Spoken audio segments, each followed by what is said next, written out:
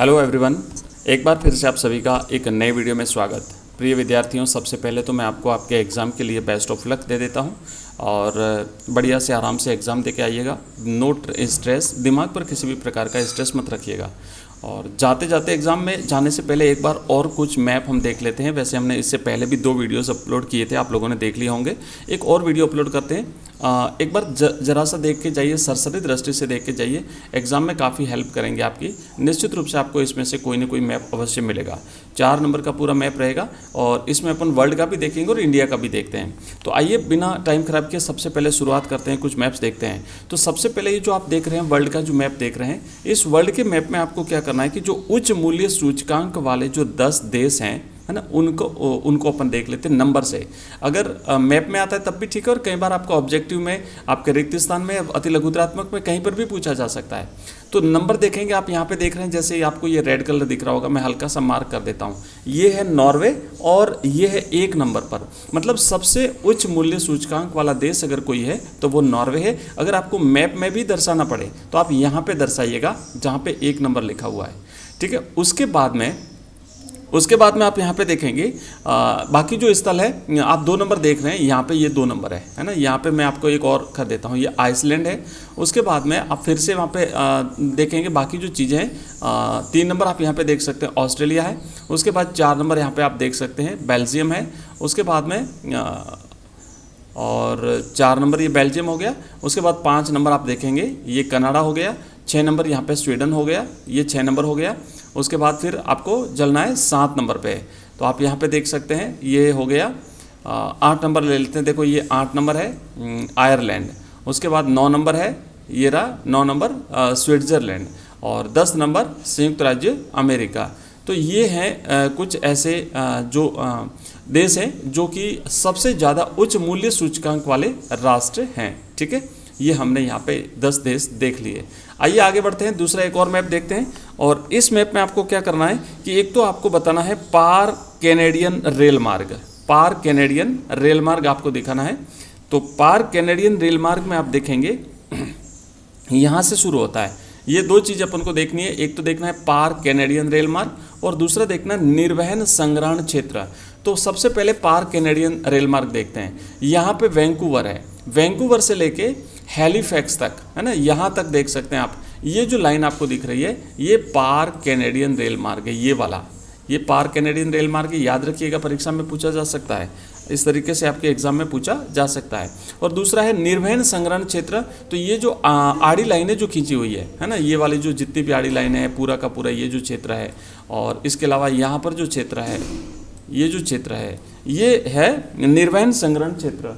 निर्वहन संग्रहण क्षेत्र है, आप यहाँ पे भी देख सकते हैं, यहाँ पर भी देख सकते हैं। इसके अलावा प्रशांत महासागर यहाँ पर है।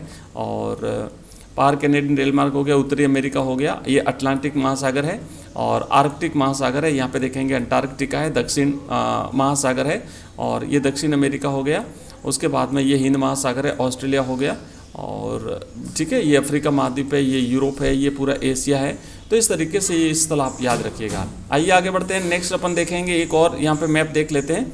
और इस मैप में आपको क्या करना है कि एक तो ऑस्ट्रेलियन पार महाद्वीपीय रेल मार्ग आपको दर्शाना है। तो यहाँ देखेंगे, ये है ऑस्ट्रेलिया, और इस ऑस्ट्रेलिया में ये है पर्थ, आप एक बार यहाँ पे देख सकते हैं, ये पर्थ है। और ये है सिडनी, ये है सिडनी, और यहाँ पे है मेलबोर्न। तो ये जो ऑस्ट्रेलियन पार महाद्वीपीय जो रेल मार्ग है, ये जो है नाम इसके दर्शाए गए हैं, यहाँ से लेकर के यहाँ तक जाता है और यहाँ से फिर वापस इधर आता है। तो इस तरीके से आपको दर्शाना है। नेक्स्ट आप देखेंगे, ये तो ऑस्ट्रेलियन पार महाद्वीपीय रेल मार्ग हो गया। दूसरा देखना अफ्रीका और एशिया के जलवासी पशु चारण क्षेत्र। तो ये है, ये अफ्रीका आप देख सकते हो, ये एशिया आप देख सकते हो। उसके बाद में आप ये वाला भाग देखोगे तो ये जो है ना, ये जलवासी पशु चारण के क्षेत्र हैं। नेक्स्ट आगे बढ़ते हैं, एक और मैप देख लेते हैं अपन। इस मैप में आपको क्या करना है, आदिकालीन निर्वाह कृषि के क्षेत्र दर्शाने हैं और साथ ही साथ स्वेज नहर दर्शानी है। तो सबसे पहले तो अपन स्वेज नहर देख लेते हैं। ये जो आप देख रहे हैं, ये वाली है ना, ये है स्वेज नहर। ये भूमध्य सागर और ये है लाल सागर। तो भूमध्य सागर और लाल सागर को जोड़ती है सुएज नहर। ये लाल सागर है और यहाँ पर है सुएज नहर, तो ये भूमध्य सागर और लाल सागर को जोड़ती है। उसके बाद में बाकी जो चीज़ें आप देख रहे हैं ये आदिकालीन निर्वाह कृषि के क्षेत्र हैं, जो पूरा का पूरा आपको ब्लैक ब्लैक दिख रहा है ना। ये ब्लैक ब्लैक जो दिख रहा है दक्षिण अमेरिका में, अफ्रीका में और इधर एशिया में, तो ये हैं आदिकालीन निर्वाह कृषि के क्षेत्र। आइए आगे बढ़ते हैं, एक और मैप देख लेते हैं जो कि काफ़ी इंपॉर्टेंट है। और इस मैप में आप देखेंगे पार साइबेरियन रेल मार्ग और इसके अलावा आपको बाकी जो चीज़ें हैं वाणिज्यिक पशुधन पालन क्षेत्र जो हैं वो आपको दिखाना है। तो सबसे पहले देखेंगे पार साइबेरियन रेल मार्ग। आप यहाँ पे देख सकते हैं सेंट पीटर्सबर्ग से लेकर के और यहाँ तक आता है ये व्लादिवोस्तोक तक। तो ये है पार साइबेरियन रेल मार्ग। और नेक्स्ट है दूसरा वाणिज्यिक पशुधन पालन क्षेत्र।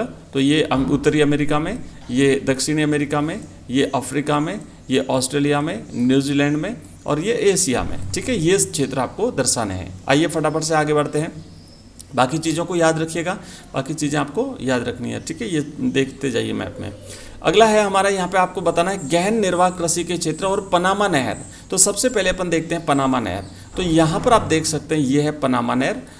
एक तरफ है अटलांटिक महासागर और दूसरी तरफ है प्रशांत महासागर और बीच में है पनामा नहर। ठीक है, मैक्सिको है यहाँ पे, आपको पता है ये उत्तरी अमेरिका है, दक्षिण अमेरिका है और ये है पनामा नहर। और बाकी है गहन निर्वाह कृषि के क्षेत्र। तो ये आप देख सकते हैं यहाँ पे भारत में और ये है पूर्वी एशिया में। नेक्स्ट अगला है अपना जो मैप देखना है, उसमें अपन देखेंगे विस्तृत वाणिज्य अनाज कृषि के क्षेत्र और निकारागुआ नहर। तो सबसे पहले तो अपन देख लेते हैं निकारागुआ नहर। तो यहाँ जो देख रहे हैं आप, ये है निकारागुआ नहर। ठीक है, ये निकारागुआ नहर है। और बाकी जो आप देख रहे हैं ये है विस्तृत वाणिज्य अनाज कृषि के क्षेत्र, यूरोप में, एशिया में, दक्षिणी अफ्रीका में, ऑस्ट्रेलिया में और उत्तरी अमेरिका में। आइए आगे बढ़ते हैं, अगला एक और मैप देखते हैं फटाफट से, जल्दी से, बिना टाइम खराब किए। सबसे पहले तो आपको देखना है राइन जलमार्ग और फिर आपको मिश्रित कृषि के क्षेत्र दर्शाने हैं। तो सबसे पहले अपन देख लेते हैं राइन जलमार्ग। ठीक है, यह है राइन जलमार्ग और बाकी जो आप देख रहे हैं ये ब्लैक ब्लैक जो भी दिख रहा है यह है आपका मिश्रित कृषि का क्षेत्र। और आगे बढ़ते हैं, नेक्स्ट अगला मैप देखते हैं। यहाँ पर आपको दिखना है मिसिसिपी नदी जलमार्ग और डेयरी कृषि के क्षेत्र। तो यहाँ पर उत्तरी अमेरिका में आप देख सकते हैं यह है मिसिसिपी जलमार्ग और बाकी जो है वो है डेयरी कृषि के क्षेत्र। आप यहाँ पे यूरोप में देख सकते हैं, ये ग्रीनलैंड में है और ये उत्तरी अमेरिका में है। ठीक है, बाकी सारी चीज़ें तो सेम है। आइए आगे बढ़ते हैं, एक और मैप देख लेते हैं। वर्ल्ड का मैप अपन देख रहे हैं, उसके बाद इंडिया का भी देखेंगे, जल्दी से देख लीजिएगा। तो ये जो मैप देख रहे हैं ना, इसमें काफ़ी सारी चीज़ें हैं जिनको आपको देखना है। सबसे पहले तो आप देखेंगे कुछ महत्वपूर्ण स्थल हैं जिनको आपको विश्व के मैप में दर्शाना है। तो आप देख सकते हैं यहाँ पर ये जो है कोलकाता है, यहाँ पे कोलकाता है और ये मुंबई है और ये कोलंबो है श्रीलंका में। ठीक है, उसके बाद में सिंगापुर आप देख सकते हैं, यहाँ पे सिंगापुर हो गया, ये सिडनी हो गया, ये मेलबॉर्न हो गया, ये ऑकलैंड हो गया और याकोहामा यहाँ पे हो गया जापान में। ठीक है, उसके बाद में आप यहाँ पे करेंगे, ये लंदन है, ये हैम्बर्ग है और यहाँ पे बटल हार्बर है, ये न्यूयॉर्क है और कोलोब है, ये पनामा है और यहाँ पे आप देखेंगे न्यू ऑरलियंस है, सैन फ्रांसिस्को है, वैंकूवर है। ये इन स्थलों को आप याद रखिएगा। ओके, मॉन्टेविडियो है और रियो डी जेनेरो है और यहाँ पे, उसके बाद यहाँ पे केप टाउन है, डरबन है। ये कुछ स्थल हैं जिनको याद रखिएगा, परीक्षा में आपको लिखने पड़ सकते हैं। नेक्स्ट आगे बढ़ते हैं और अगला अपन यहाँ पे देखते हैं। तो ये सारी चीज़ें अपन ने देख ली, उसके बाद में अपन देखेंगे अब एक और आपको यहाँ पे मैं दिखा देता हूँ संसार का जो मैप है। तो इस मैप में आपको क्या करना है, कुछ ऐसे स्थल हैं जो आपको दर्शाने हैं। तो यहाँ पर आप देखेंगे ये भूमध्य सागर है, ये भूमध्य सागर है और ये लाल सागर है और भूमध्य सागर और लाल सागर को जोड़ती है सुएज नहर। ठीक है, उसके बाद यहाँ पे पनामा है और यहाँ पर पनामा नहर है जो कि अटलांटिक महासागर और प्रशांत महासागर को जोड़ती है। उसके बाद में आप देख सकते हैं ये अमेजन नदी है, ये कैरेबियन सागर है। उसके बाद वैंकूवर, सैन फ्रांसिस्को ये अपन अभी देख चुके हैं। केप टाउन हो गया, डरबन हो गया, कोलकाता, मुंबई हो गया और यहाँ पे कोलंबो हो गया, सिंगापुर हो गया, सिडनी हो गया, ऑकलैंड हो गया और यहाँ पर आप देखेंगे ये जापान है। ठीक है, ये पीला सागर है, ये पीला सागर है, ये चीन का संघाई शहर है और उसके बाद में यहाँ पे ये वोल्गा नदी है, ये वोल्गा नदी हो गया, ये बाल्टिक सागर हो गया, हैम्बर्ग हो गया, इंग्लैंड हो गया। ठीक है, ये और ये नॉर्थ कैप हो गया यहाँ पे ओके। और ओखोट्स्क सागर यहाँ पे देख सकते हैं आप, ये ओखोट्स्क सागर है। आइए आगे बढ़ते हैं, नेक्स्ट एक और देख लेते हैं। वर्ल्ड का मैप है और इस वर्ल्ड के मैप में बहुत सारे स्थल हैं जो कि आपको दर्शाना है। जैसे मान लो केप टाउन आपको दर्शाना है, तो केप टाउन ऑस्ट्रेलिया में है, ठीक है। अभी अपन ने यहाँ पे देखा था, ये केप टाउन हो गया, यहाँ पे सिडनी हो गया। और उसके बाद में भारत की अगर बात करें तो भारत आप यहाँ पे देखेंगे, ये मुंबई हो गया, ये ढाका बांग्लादेश में हो गया, ये नई दिल्ली हो गया, ये अमृतसर हो गया, और ये ताशकंद है, ये तेहरान है, ये अफ्रीका में आप देखेंगे, ये केप टाउन हो गया, ये जोहान्सबर्ग हो गया, हरारे हो गया, लुसाका हो गया।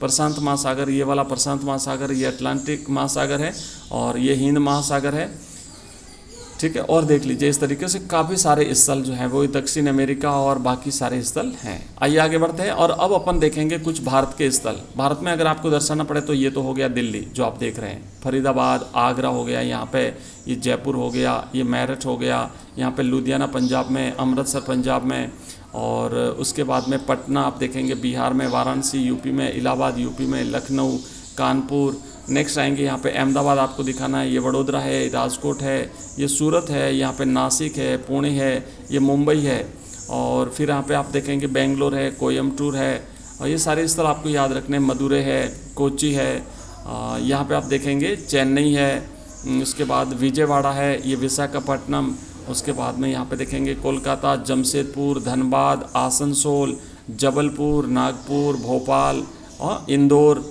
ये सारे स्थल जो है वो अपन ने भारत के मैप में देख लिए। आइए आगे बढ़ते हैं, एक और भारत का नक्शा देख लेते हैं। यहाँ पर आपको क्या करना है, एक तो चावल उत्पादक क्षेत्र है और एक गौण चावल उत्पादक क्षेत्र है। तो ज़्यादा जो ब्लैक आपको दिख रहा है ये पूरा का पूरा चावल उत्पादक क्षेत्र है, आप देख रहे हैं, और दूसरा जो है वो गौण उत्पादक चावल क्षेत्र है। इसी के साथ साथ आप यहाँ पे देखेंगे राजस्थान में तांबा खेतड़ी का जो तांबा क्षेत्र है वो यहाँ पे है। उसी के पास में यहाँ पे देखेंगे आप मथुरा जो तेल शोधन कारखाना है वो आपको दिख रहा है। इधर अरब सागर है, यहाँ पे लक्षद्वीप है, और ये श्रीलंका हो गया, ये बंगाल की खाड़ी हो गई, यहाँ पे छोटा नागपुर का पठार है, ठीक है। यहाँ पे ये छोटा नागपुर का पठार हो गया, उसके बाद में ये म्यांमार हो गया। तो ये स्थल हमने देख लिए और अब अपन आगे बढ़ते हैं। भूटान है, बांग्लादेश है, ठीक है।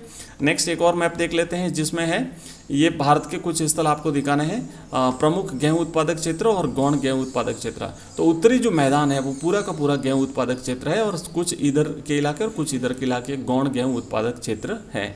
उसके बाद बोकारो कोयला क्षेत्र अगर आपको दर्शाना पड़े तो यहाँ पे दर्शाएंगे। भिलाई लोह इस्पात संयंत्र आपको यहाँ पे दर्शाना है, और इसके बाद में जयपुर सॉफ्टवेयर टेक्नोलॉजी पार्क आपको यहाँ पे दिखाना है। नेक्स्ट आगे बढ़ते हैं, एक और मैप देखते हैं। यहाँ पे आप देखिए लिखा है नदी बेसिन जो है। तो देखो सबसे पहले तो ये जो है ना, ये पूरा का पूरा गंगा बेसिन है, इधर ब्रह्मपुत्र बेसिन है, और उसके बाद में यहाँ पे आएंगे ये ब्राह्मी और वैतरणी बेसिन है, ये स्वर्ण रेखा बेसिन हो गया, ये महानदी बेसिन हो गया, और उसके बाद आएंगे ये नर्मदा बेसिन है जो पश्चिम की तरफ जाता है, तापी बेसिन है, और इसके बाद में यहाँ पर ये माही बेसिन है। नेक्स्ट गोदावरी बेसिन यहाँ पे हो गया, ये कृष्णा बेसिन हो गया, ये पेन्नार बेसिन है, ये कावेरी बेसिन है। तो इस तरीके से भारत की विभिन्न जो नदियाँ हैं, ध्यान रखना अगर पश्चिम की ओर बहने वाली नदियाँ पूछी जाए तो आप लिखेंगे माही, नर्मदा और तापी, और बाकी सारी पूर्वी भारत में बहने वाली नदियाँ हैं। नेक्स्ट तो इसी के साथ अपना ये मैप वाला यहीं पर समाप्त होता है। बहुत बहुत धन्यवाद आप सभी को, एक बार फिर से best of luck for your exams. और जैसे ही आपका एग्जाम कंप्लीट हो जाए आप मुझे पेपर का PDF बना करके भेज दीजिएगा, अपन करेंगे उसका solution. Okay, thank you, bye and best of luck once again.